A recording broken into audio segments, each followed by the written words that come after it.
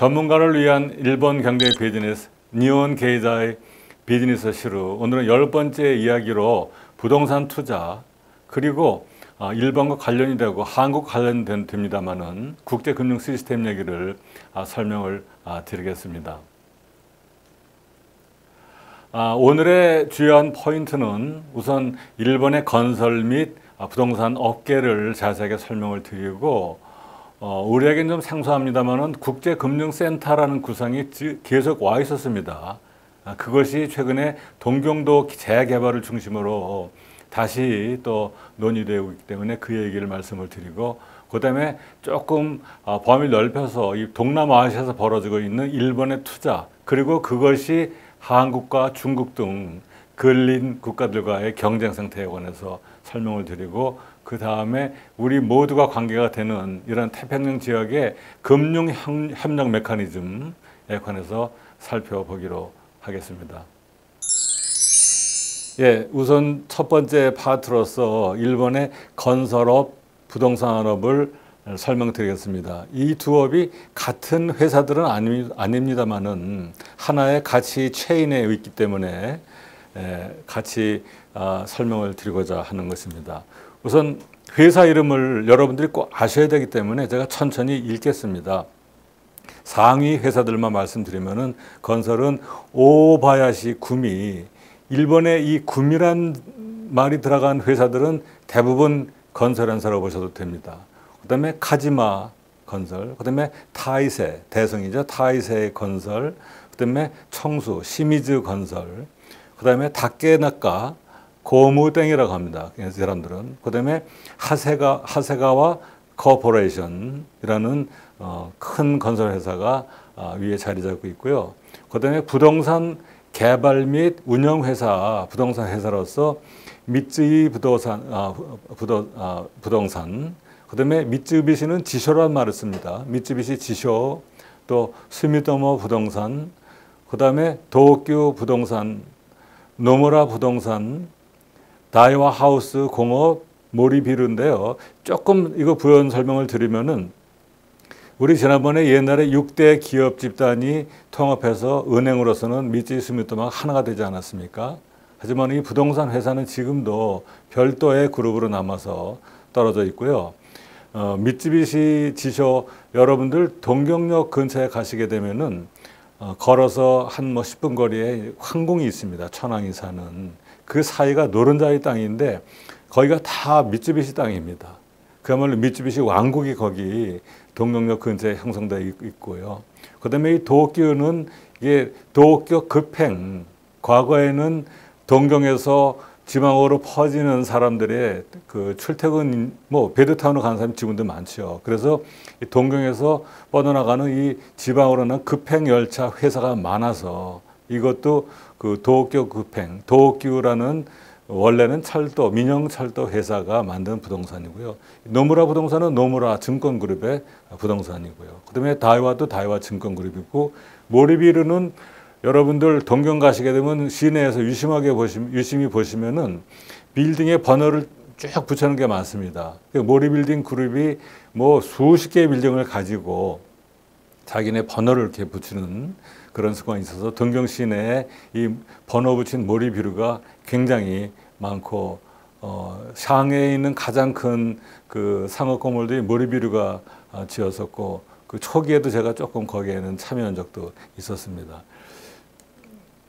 그리고 이제 국제금융센터 구상 이거는 배경에 있는 생각은 일본이 제조업은 세계 2위까지 갔었는데 또 지금도 수많은 제품이 세계 최고인데 금융은 낙후되어 있다는 그런 굉장히 낭패감이 지금까지 지속되고 있는 상태에서 계속 제기되어 오고 있는 그런 구상입니다. 우선 그 오른편만 말씀드리면은 동경을 아시아의 최고의 국제금융센터를 만들자는 생각은 늘 있었습니다. 거기다가 최근에 이런 여러 가지 그 기업 환경이나 이런 기업이 하이텍으로 하니까 추가해서 마이스를 덧붙여서 마이스는 미팅, 인센티브, 컨벤션, 엑스비션 그래서 동경에서 많은 국제 회의도 하고 보너스로 관광도 하고 거기서 모여서 회의도 하고 또 전람회도 하는 그런 것을 한꺼번에 만들어서 금융센터라 우리를 치면 삼성동하고 여의도로 합치는 그런 식의 구상이라고 말할 수 있겠죠. 그리고 최근에 다시 부활된 왼쪽에 국제 도시로서의 동경.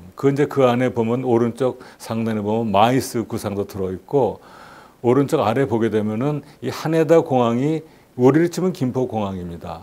그리고 나리타가 인천공항인데 거의 2천만 명 이상이 있는 대동경권의 공항으로서 굉장히 경쟁이 심하거든요. 근데 과거에는 나리타가 압도적으로 컸었는데 최근에 하네다가 굉장히 가깝기 때문에 뭐 시내까지 1시간 이내로 들어올 수 있으니까요. 그래서 최근에 국제편이 많이 생기고 24시간 운영하기 때문에 굉장히 나리타 공항하고 경쟁하면서 이 하네다 공항의 부활이 말하자면 국제도시 동경의 그 실현 가능성을 높여주고 있다. 그런 식의 생각입니다. 그래서 이 안에 보게 되면은 다양하게 가운데 도요스는 그 어시장, 그 스시시장, 또 의료, 관광, 대학교 여러 가지 말하자면 그 근대적인 삶에 관련되는 모든 기능을 종합적으로 포괄하는 그런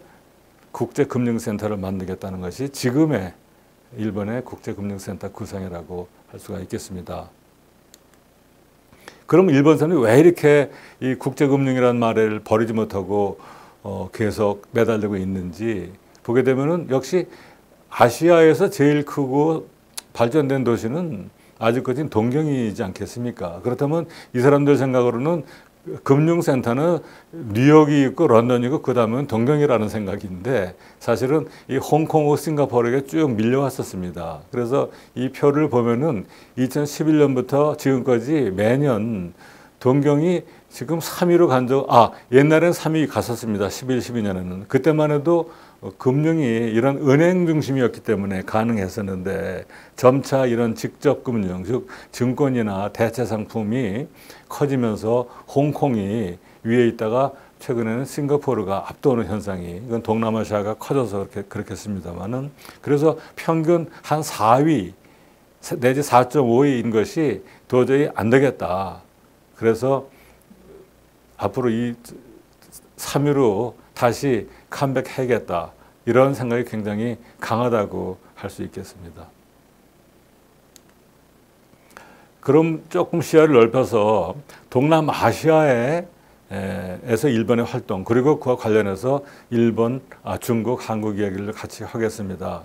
과거에 일본에 관한 책들을 읽게 되면은 동남아시아가 일본의 품에 안겨 있다는 그런 식의 표현을 많이 접하게 됐었습니다. 그 얘기는 한국이나 중국이 진출하기 전에 동남아시아 국가들은 일본의 투자를 굉장히 많이 받았고 특히 일본 정부가 제공하는 ODA죠.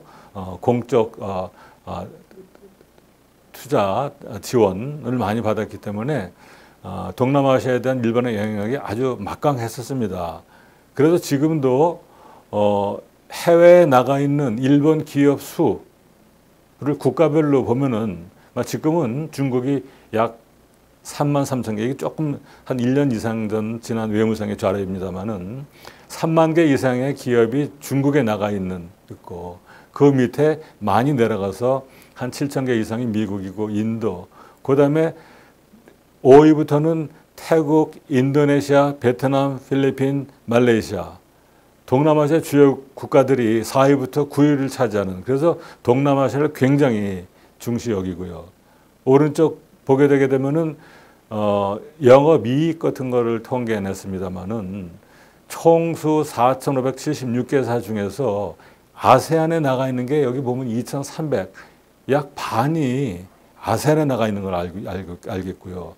그거를 우리 한국에는 202개밖에 없고 대만에 162개. 이걸 본다면은 얼만큼 일본 사람들이 이 아세안으로 대표되는 동남아에 관심이 많은지를 알 수가 있는 것입니다.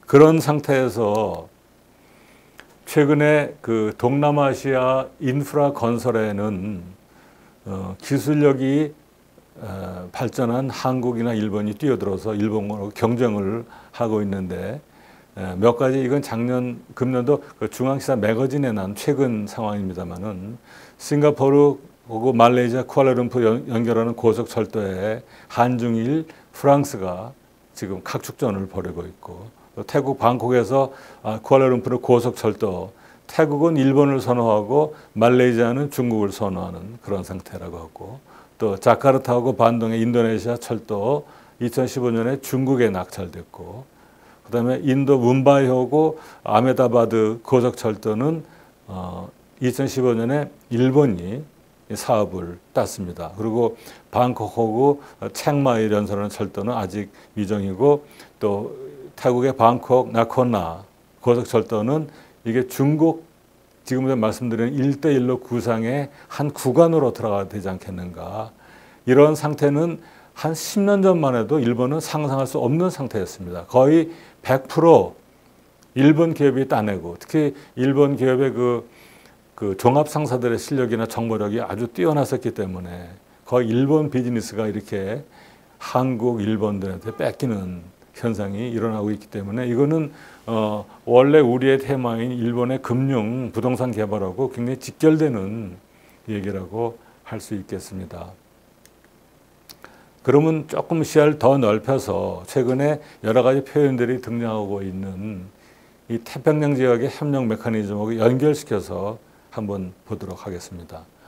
우선 RCEP, 그 태평양 지역 이코노믹 파트너십이죠. 그다음에 아세안, 또 각 나라별로 FTA를 맺고 있고 또 아시아 파시픽 이코노믹 코퍼레이션이라는 큰 프레임워크가 있고 또 그 안에 최근에 일본이 미국은 안 한다고 하는데 일본이 한다고 주장하는 TPP, 트랜스 퍼시픽 파트너십, 굉장히 다양한 이런 경제 협력 메커니즘이 있습니다. 그 안에서 한중일이 나란히 들어있는 거는 에이펙 뿐이고요. 그 다음에는 다 별도이기 때문에 지금 일본이 아베 정권이 꼭 하고자 하는 TPP에는 일본, 한국이나 중국은 가히 들어가 있지 않고 미국도 참가 안 하려고 하는 상태고 아세안에는 또 아세안은 동남아시아 국가들이 주기 때문에 한중일은 다 업저버 정도의 자격만 있는 이렇게 다양한 어떻게 보면은 이게 정치 경제적인 이유로 다양한 이익이나 생각이 엇갈리고 있는 그런 상태에 커다란 변화가 오게 됩니다. 그건 뭐냐면은 제2의 대국을 일단 경제 규모로서 등장한 중국이 새로운 실크로드 구상이라는 어마어마한 구상을 발표했는데 이것이 자칫하면은 그냥 추상적인 구호로 들릴지 모르지만은 최근에 중국이 발표한 5개년 계획 보게 되게 되면은 이게 중심적인 정책으로 자리 잡고 있기 때문에 이거를 피상적인 어떤 그 슬로건이나 구호로 봐서는 절대 안 된다고 생각이 됩니다. 우선 파란 거 선을 보게 되면은 아래쪽에 중국의 후저우로부터 시작해서 저기 이태리 베니스까지 연결되는 해상 실크로드를 건설하겠다. 이거는 미국이 굉장히 경계하는 것이 지금 중동에서 석유 수송로인 이 소위 말하는 그 해상 수송로가 이거 겹치기 때문에 결국은 미국 위주의 그 Sea Line of Communication이죠. 해상 수송로와 중국의 메리타임 실크로드가 부딪히게 될 수 있는 거고 그다음에 가운데 있는 건 뭐 중국 파키스탄 그 경제 코리더니까 그러다고 치고 또 하나는 중국의 서안에서 네덜란드 로테르담까지 연결되는 철도를 연결하겠다. 이거는 또 우리가 구상하는 그런 그 유라시아 구상이나 러시아의 구상이나 또 일본하는 구상하고 다 부딪히는 거기 때문에 이게 단순히 국제 정치적인 어떤 비전의 충돌일 뿐만 아니라 여기에 관계되는 수많은 금융이나 기타 이런 건설 사업권, 이권이 개입되고 이 가운데에서 중국의 모든 여기에 결부되는 나라들의 중국의 경제적인 패권이 형성된다면은 아마 그것이 이제 미국과 충돌되는 커다란 국제 정치적인 갈등이 될 거라고 생각합니다. 그 일환으로 중국이 이미 뭐 유명해졌습니다만은 아시아 인프라스트럭처 인베스트먼트 뱅크, 아시아 인프라 투자은행을 구상을 해서 이미 출범을 했습니다. 근데 이미 아시아에서는 그 아시안 디벨롭먼트 뱅크라고 아시아 개발은행이 있었거든요. 그래서 거의 유사한 개념의 은행을 중국이 나중에 이렇게 구상해서 발표하고 많은 나라들을 거기에 참여시키는 이유는 아까 우리가 본 실크로드의 중심적인 이것이 기관이 되기 때문에 한 것인데요. 우선 이 참가 상황을 보게 되면은 조금 이따 말씀드리겠습니다만은 AIIB는 ADB하고 경쟁 상태에 놓여 있는데 빨갛게 표시되는 것은 ADB 멤버이면서도 앞으로 AIIB에 참가할 가능성이 높은 나라들입니다. 보금은 호주가 들어가 있고요. 동남아시아가 다 들어 있습니다. 거기에는. 그리고 당연히 중국, 인도, 파키스탄, 동남아시아 들어가 있고 유럽에서도 많은 호응이 있었습니다. 그리고 한국도 거기 참여해서 아마 이거 최근에 한일 갈등에 이것도 막 조그만 하나의 그 요인이 되기도 했습니다만은 자본주의 국가인 한국이 중국이 주도하는 AIIB에 참가했다는 것에 대해서 굉장히 반감이 있었던 건 사실이고요. ADB 멤버이고 AIIB는 참가 안 하는 나라, 우선 왼쪽에 커다란 미국과 캐나다가 당연히 안 했기 때문에 이 굉장히 정치적인 함의가 있는 것이라고 보고요. 오른쪽에 일본은 당연히 참가 안 했고, 그 다음에 중동에서 이란이 참가 안 한 걸 볼 수 있습니다. 터키. 그래서 앞으로 이 ADB, AI 관계는 미묘한 관계이고 파란 거는 지금 관망을 하면서 AIB에 참가할 수도 있고 아직 ADB는 참가하지 않은 특히 중국이 앞으로 관리하고자 하는 아프리카 나라들하고 남미 나라들이 여기 들어가 있고 러시아가 또 거기에 해당되기 때문에 이 파란 나라들이 앞으로 AIB에 가입하게 된다면은 기본적으로 ADB를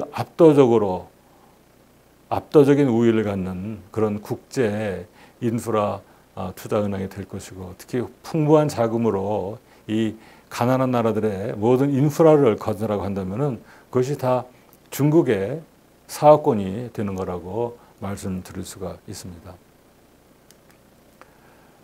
참고로 이 두 나라를 비교해 보면은 ADB는 일본이 주도해서 지난번에 봤듯이 미국이 지원해주고 일본이 주도하는 체제에서 1966년에 67개국이 가입해서 만들어졌고 일단은 본부는 마닐라에 있습니다. 자본금이 1531억. 그다음에 가장 최대 주도국이 일본과 미국이고 AIB는 2015년에 발족해서 현 40개국이 참가하고 본부는 북경에 있고 당시 창립 당시 자본금이 한 500억 달러 정도가 되고 최대 출자국은 중국이고 한국도 출자를 한 상태입니다. 예, 그럼 오늘 말씀드린 부동산 금융 또 동경도 구상 나아가서 동남아시아에서의 경쟁 그런 또 세계적인 금융권 이런 현상을 사안들을 또 세 개의 키워드로 정리해 보겠습니다. 하나는 역시 첫째는 일본의 건설 부동산 업계가 변화하지 않는다는 겁니다. 그 빅5는 그대로 있고 아까 말씀드린 건설업체의 상위 빅5가 그대로 거의 순서가 변동이 되지 않고 또 부동산 업계의 일본 편으로 고산께는 그 가운데 제일 중요한 세 옛날에 사람들 이런 표현입니다만은 미쯔비시 스미토모라는 고산께의 주도권은 전혀 변하고 있지 않습니다. 두 번째는 이 동경금융센터라는 아직도 꿈이고 앞으로도 실현 가능성이 높지가 않아 보입니다만은 가장 큰 이유는 하드웨어, 말하는 일본이 동경이 굉장히 발달되어 있고 질서 있고 굉장히 우수한 도시입니다만은 소프트웨어가 약하다는 것이 약점이죠. 특히 일본 사람들이 영어를 그렇게 유창하게 하지 못하고 특히 발음이 이상하기 때문에 굉장히 많은 사람들이 금융계에 있는 사람들이 애를 먹거든요. 그게 큰 아마 장애가 될 것이고 또 하나는 다만 이번에 2020년에 동경에서 올림픽을 개최하기 때문에 그것이 조금 시들어가던 국제도시 구상에 다시 한번 점화를 할 수 있는 계기가 될 수도 있다 하는 것이 일부의 관찰이라고 말할 수 있겠습니다. 그 다음에는 이 동남아시아에서의 경쟁, 우리에게도 굉장히 중요한 건데, 과거 일본이 거의 독점하다시피 한 그 동남아시아에 대한 투자, 사업, 이것이 최근에 중국이 상당 부분 잠식하고 있고, 결국은 이 중국의 세계적인 야망이 실크로드로 표현됩니다마는 역시 동남아시아에도 압도적인 영향을 미치고 있고, 과거 주도권을 가지고 있던 일본은 지금 수세에 몰려서 방어 상태에 있고, 그 틈바구니 시장을 한국이 맹공격하는 그런 형태라고 말씀드릴 수 있겠습니다.